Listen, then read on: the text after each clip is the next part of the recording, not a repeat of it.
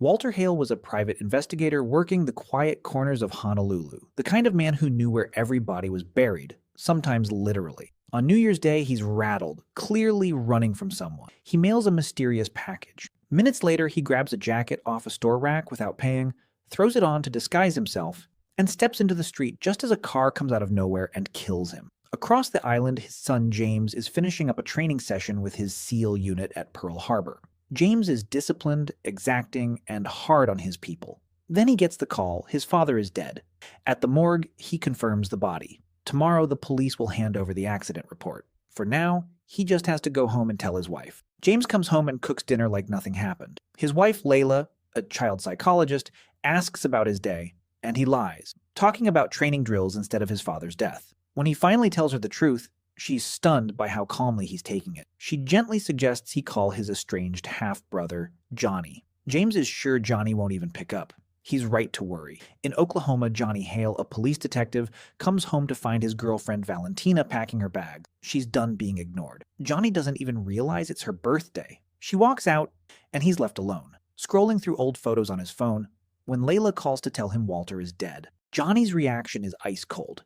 He hasn't spoken to his father in years, hasn't been back to Hawaii in 2 decades, and doesn't see why a funeral should change that. He hangs up on her. That's when 3 Yakuza enforcers break into his house and jump him in the bathroom, demanding a package Walter allegedly sent him before he died. Jonny has no idea what they're talking about. But that doesn't stop the fight. He beats all 3 men senseless, killing the last one in the struggle. On the floor afterward, he finds an old photo of himself as a boy with his mother, and it stops him cold. The next day, Walter's funeral draws the whole extended family, and, ominously, several rival gangs keeping their distance, including the Yakuza and men working for a developer named Marcus Robichaux.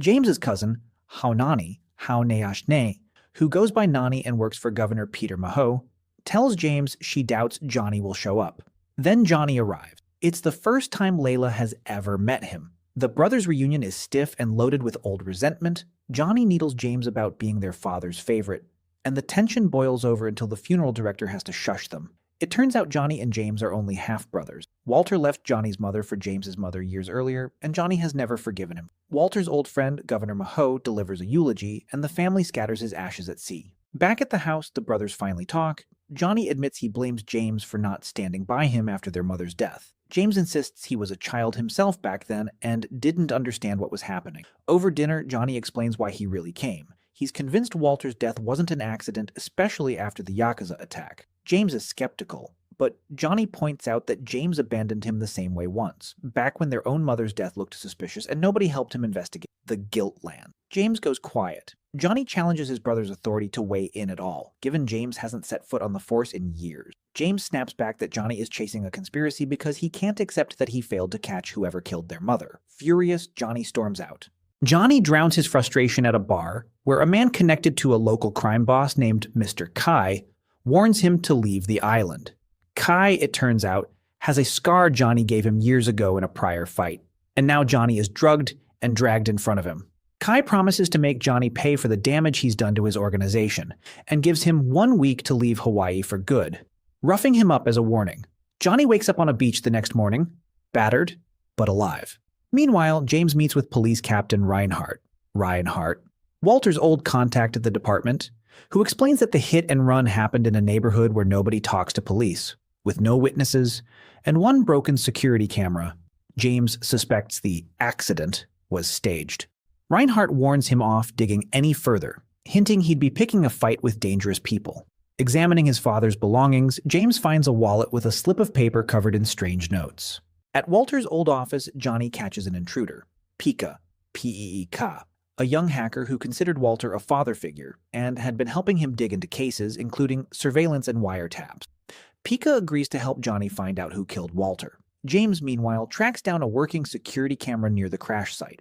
When the shop owner refuses to hand over the footage, James roughs him up and takes it by force. Back at Walter's apartment with Pika, Jonny finds an old surfboard. Strange, since Pika reveals Walter's bad knee kept him off the water for years. Inside it, they find blueprints Walter had hidden.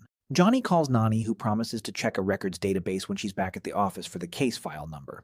James arrives just as Jonny is examining the blueprints, and the two review the footage together. The driver never braked, confirming it was deliberate, but the car has no visible plates. Jonny asks Pika to trace which company imports blue cars matching the model that hit their father.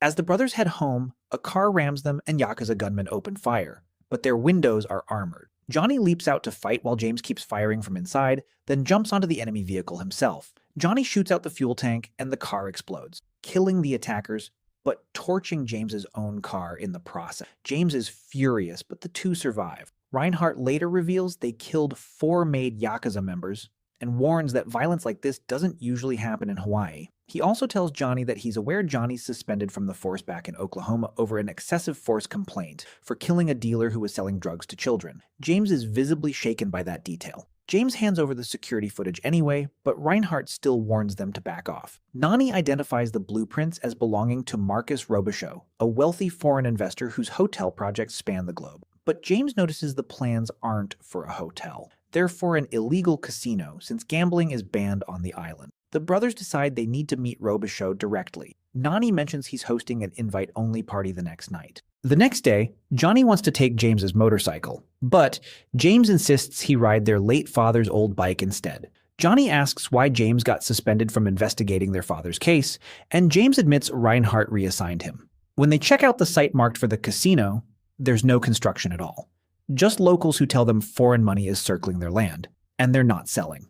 Pika calls. The blue car from the hit and run was pulled from the ocean. At the scene, the brothers learn from Reinhardt that the driver was an accountant working for Governor Momoa. Pika then arranges a way into Robichaux's party by posing as event staff, revealing the Yakuza actually own the import company that brought in the getaway car. Disguised as caterers, Jonny and James infiltrate the party.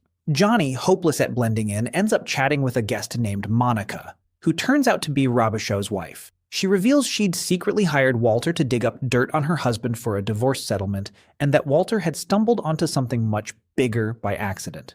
She agrees to tell Jonny more the next day at the hotel. Robichaux's security notices the staff don't belong and drags the brothers into his office. Robichaux insists he had no conflict with Walter. He'd simply hired him to watch his wife and paid him fully. But the brothers remain suspicious he's connected to their father's death. Robichaux lets them walk. The next day, Jonny arrives at the hotel to meet Monica and finds her dead below her balcony, made to look like a suicide. Jonny is certain it's murder. He confronts Robichaux at his home, gets beaten by his men, and accuses him outright of killing both Walter and Monica.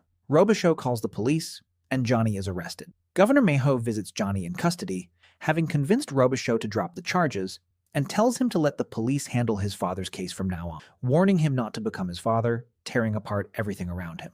Outside the jail, James is waiting, but the brothers immediately start brawling, years of resentment finally boiling over into a real fistfight. Jonny accuses James of abandoning him ever since their mother died. James finally admits the truth. He distanced himself on purpose to protect Jonny from Mr. Kai's gang, hoping Jonny would leave the island and be safe. Jonny says the intention doesn't erase how much it hurt. James apologizes, and the brothers agree to see this through together. Back home, Layla scolds both of them and tells them, only half joking, that they clearly both need therapy. That's when Valentina calls Jonny. She went to his house and found a package waiting, sent from Hawaii, containing a flash drive. Jonny realizes this must be the very package the Yakuza attacked him over. He asks her to fly out, and she does. With Pika's help, they try to crack the drive, but it's locked behind a password. James remembers the strange notes from Walter's wallet and hands them over, and the code works. Before they can read the files, a helicopter opens fire on their car.